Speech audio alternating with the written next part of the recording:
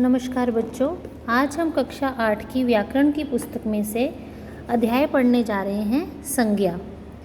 संज्ञा के बारे में आप बचपन से पढ़ते आ रहे हैं, आपको काफ़ी कुछ इसके बारे में जानकारी है।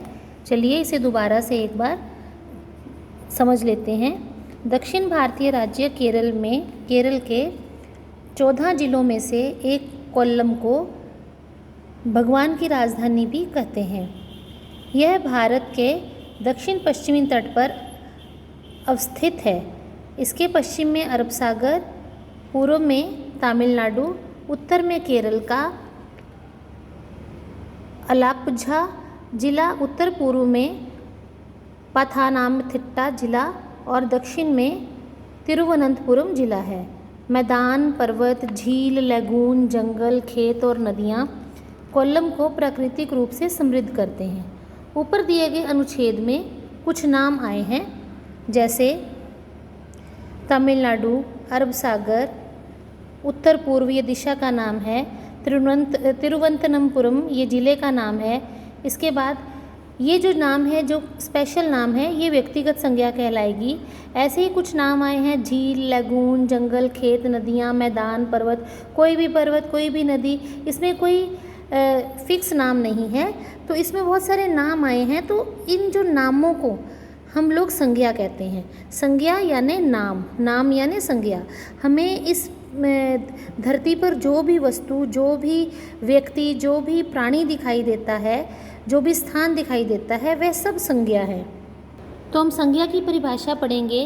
किसी व्यक्ति, प्राणी, वस्तु, स्थान या भाव आदि के नाम का बोध कराने वाले शब्दों को संज्ञा कहते हैं। फिर से पढ़ते हैं।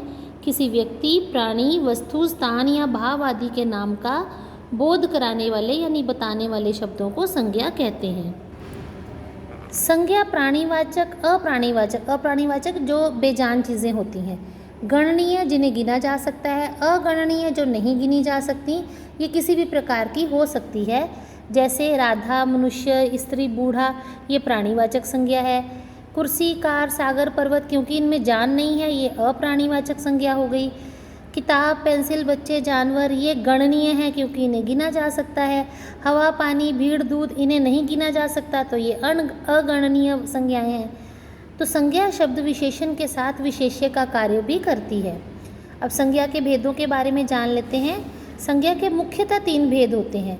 कौन कौन से? व्यक्तिवाचक संज्ञा, जातिवाचक संज्ञा और भाववाचक संज्ञा।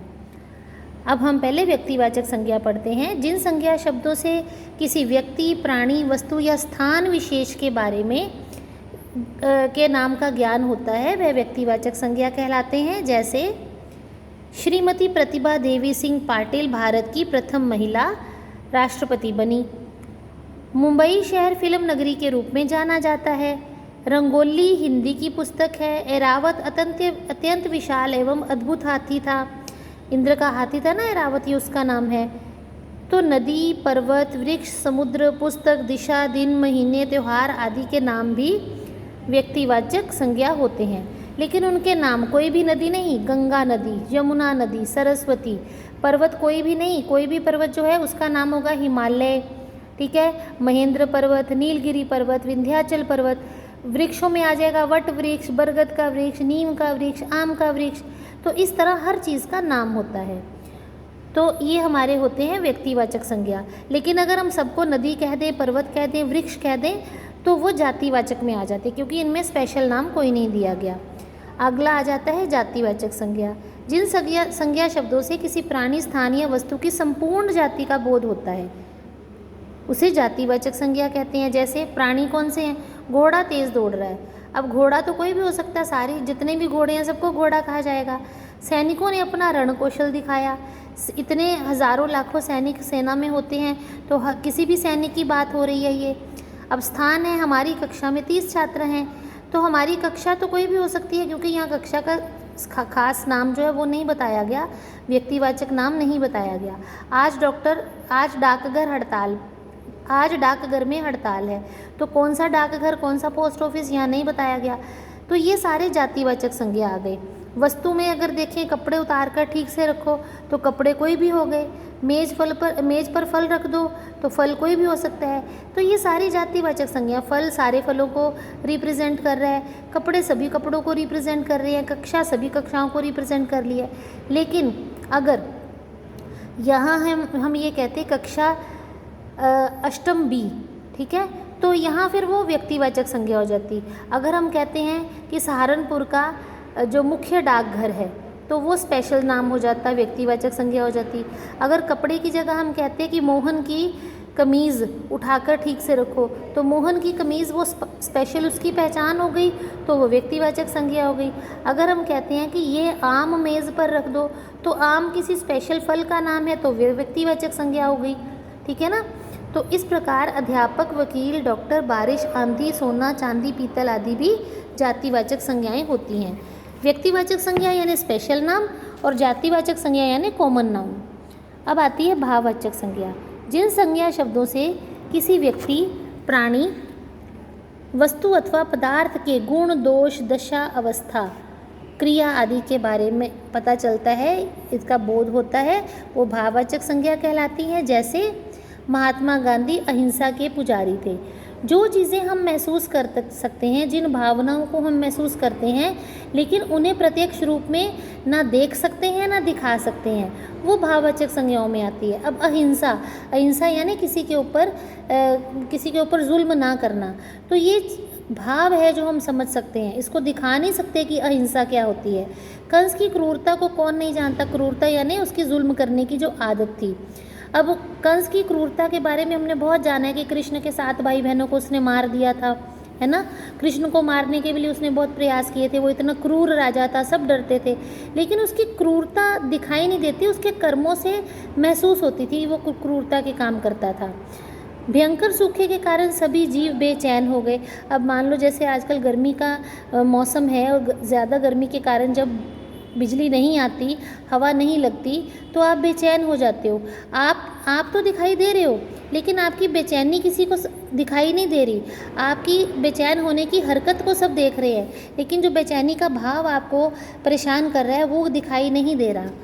बुढ़ापे में व्यक्ति बच्चा बन जाता है। अब कोई बूढ़ा व्यक्ति अगर हम कहें तो व्यक्ति नज़र आ रहा है हमें बूढ़ा, लेकिन उसके बुढ़ापे को हम नहीं किसी को एक्सप्लेन कर सकते। उसके शरीर को देखकर हम अंदाज़ा लगाते हैं कि वो बुढ़ापे में आ चुका है। सावन के महीने में चारों ओर हरियाली छा जाती है। हमें हरे पेड़ पौधे तो नज़र आते हैं, लेकिन हरियाली को हम किसी को अगर कहें हरियाली को हम महसूस करते हैं कि हरियाली होती क्या है, हम इसको सामने प्रत्यक्ष नहीं ना किसी को दिखा सकते हैं ना देख सकते हैं। तो व्यक्तिवाचक संज्ञा का जातिवाचक संज्ञा के रूप में कई बार प्रयोग होता है। इसको आप छोड़ दीजिए। तो हमने यहाँ पर 3 संज्ञाओं के बारे में जान लिया। पहली हमने व्यक्तिवाचक संज्ञा जो स्पेशल नाम होता है किसी भी वस्तु, व्यक्ति, स्थान इत्यादि का। दूसरी जातिवाचक संज्ञा जो कॉमन नाउन होते हैं, जो किसी भी वस्तु, व्यक्ति, स्थान आदि के लिए प्रयोग होते हैं। और तीसरा हमने भाववाचक संज्ञा पढ़ लिया, जो चीज़ें हम महसूस करते हैं जैसे हवा, पानी, रोशनी, ठंड, गर्मी, ये सारी चीज़ें महसूस करते हैं, ये भाववाचक संज्ञाओं में आती हैं। हमारे जो मूड्स होते हैं, क्रोध, गुस्सा, हंसी, चिंता, ये भी सारी भाववाचक संज्ञाएँ होती हैं। अब अगली चीज़ जो हमने सीखनी है, भाववाचक संज्ञा की रचना कैसे होती है।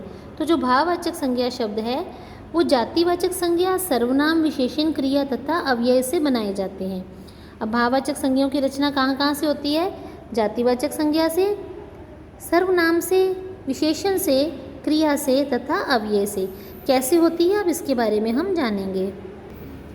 यहाँ आप इस टेबल में देख सकते हैं, माता, शिक्षक, तपस्वी, राष्ट्र, दानव, प्रभु, पुरुष, स्वामी, मजदूर, इंसान, ये सब जातिवाचक संज्ञा है। माता किसकी माता? शिक्षक कौन सा शिक्षक, कौन सा तपस्वी, किस राष्ट्र की बात हो रही है ना। तो ये सारे किसी का स्पेशल नाम नहीं है, तो ये सारी जातिवाचक संज्ञाएं हैं। युवा, स्त्री, कवि, शत्रु, वकील, गुरु, देव, बच्चा, पंडित, सज्जन। अब इनसे अगर हमने भाववाचक संज्ञाएं बनानी हैं तो माता तो दिखाई देती है, माता का क्या होता है? मातृत्व जो हमें महसूस होता है। शिक्षक तो दिखाई दे रहा है, लेकिन उसकी भाववाचक संज्ञा बनी शिक्षा, जो वो हमें देता है, हमें शिक्षक दिखाई देता है, शिक्षा को हम महसूस करते हैं। ऐसे ही प्रभु जो है उसकी प्रभुत्व को हम महसूस करते हैं। मज़दूर की मज़दूरी, मज़दूर तो हमें दिखाई दे रहा है लेकिन जो वो मज़दूरी कर रहा है उसके भाव को हम समझते हैं। इंसान दिखाई देता है लेकिन इंसान की इंसानियत को हम महसूस करते हैं उसके कार्यों से। तो ये सारी भाववाचक संज्ञाएं हैं।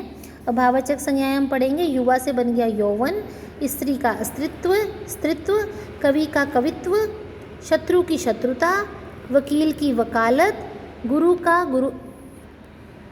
गौरव या गुरुत्व, देव का देवत्व, बच्चे का बचपन, पंडित का पांडित्य और सज्जन की सज्जनता। ऐसे ही हम यहाँ देख लेते हैं। तपस्वी का तप, राष्ट्र की राष्ट्रीयता, दानव की दानवता, प्रभु की प्रभुता या प्रभुत्व, पुरुष का पुरुषत्व या पौरुष और स्वामी का स्वामित्व। तो ये हम भाववाचक संज्ञा बनाते हैं जातिवाचक संज्ञा से। अब देखिए सर्वनाम शब्द, ये मम, निज, अपना, स्व, अहम, आप, ये सर्वनाम शब्द हैं। आप जानते हैं सर्वनाम आपने पढ़े हुए हैं। तो मम से कौन सी भाववाचक संज्ञा बनी? ममता या ममत्व। फिर निज से निजत्व या निजता, अपना से अपनत्व या अपनापन, स्व से स्वत्व, अह से अहंकार और आप से आपा। ऐसे ही विशेषण से भाववाचक संज्ञा बनाना, विशेषण शब्दों से भाववाचक संज्ञा बनाएंगे। ये मधुर, करुण, मीठा, व्याकुल, ईमानदार, ये सब गुण हैं, किसी भी संज्ञा के गुण हैं, विशेषता है संज्ञाओं की। तो जैसे मधुर गीत, करुण रस, मीठा आम, व्याकुल व्यक्ति, ईमानदार पुरुष, चतुर बालक, है ना। तो हमने जिन संज्ञा शब्दों के लिए ये गुण दोष वगैरह बताए हैं ये विशेषण होते हैं। तो मधुर विशेषण की क्या भाववाचक संज्ञा बनी? मधुरता, करुण से करुणा, मीठा से मिठास, व्याकुल से व्याकुलता, ईमानदार ईमानदारी, चतुर चतुराई, स्वस्थ स्वास्थ्य, सरल सरलता, गरीब गरीबी, कुशल कुशलता, व्यापक व्यापकता, काला कालिमा, मुक्त मुक्ति, सभ्य सभ्यता, स्तब्ध स्तब्धता, दक्ष दक्षता। तो ये हमारे भाववाचक संज्ञाएं बनी विशेषणों से। अब हम जानते हैं कि क्रिया से भाववाचक संज्ञाएं कौन सी बनती हैं। अभी देखिए, पूजा का कार्य करना, किसी को धमकाने का कार्य, मांगने का, दौड़ने का, थकने का, जीतने का, ये सब हमारे कार्य यानी क्रियाएं हैं। तो पूजना से क्या बनी? पूजा। धमकाना से बनी भाववाचक संज्ञा धमकी, मांगना से मांग, दौड़ना से दौड़, थकना से थकान या थकावट, जीतना से जीत, बुनना से बुनाई, घबराना से घबराहट, रहना सहना से रहन सहन, बौखलाना से बौखलाहट, हंसना से हंसी, सजाना से सजावट, पहनना से पहनावा, उलझना से उलझन, चलना से चाल, चमकना से चमक, खाना पीना से खान पान और भागना दौड़ना से भाग दौड़।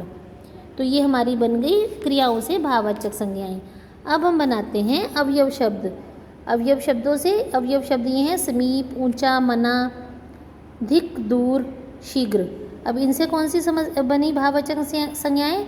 समीप से बनी समीपता या सामीप्य, ऊंचा से बनी ऊंचाई, मना से मनाही, धिक से धिक्कार, दूर से दूरी, शीघ्र से शीघ्रता। तो हमने ये सब पढ़ा कि भाववाचक संज्ञाएं कैसे बनाई जाती हैं। अब हमने इस लेसन में क्या क्या पढ़ा है इसको एक बार रिकॉल कर लेते हैं। पहली बात हमने पढ़ी, किसी व्यक्ति, प्राणी, वस्तु अथवा स्थान या भाव के नाम का बोध कराने वाले शब्द संज्ञा कहलाते हैं। यानी किसी भी व्यक्ति, प्राणी, वस्तु या स्थान के या भाव के नाम को जो शब्द बताते हैं वो संज्ञा होती है। मैंने आपको बताया था संज्ञा इज इक्वल टू नाम। संज्ञा के 3 भेद हैं, व्यक्तिवाचक संज्ञा, जातिवाचक संज्ञा, भाववाचक संज्ञा। जब व्यक्तिवाचक संज्ञा किसी व्यक्ति विशेष का बोध, चलो इसको छोड़ दो, ये हमने नहीं करवाया है आपको, ये आपके सिलेबस में नहीं है, इसको भी छोड़ देते हैं। अब यहाँ हम पढ़ते हैं भाववाचक संज्ञा की रचना जातिवाचक संज्ञा, सर्वनाम, विशेषण, क्रिया तथा अव्यय शब्दों से की जाती है, जो भाववाचक संज्ञा के शुरुआत में मैंने आपको बता दिए थे कि 5-6 चीज़ों से उनकी संज्ञा की रचना होती है। तो अब हम इसका अभ्यास कार्य करेंगे। उम्मीद है ये अध्याय आपको समझ में आ गया।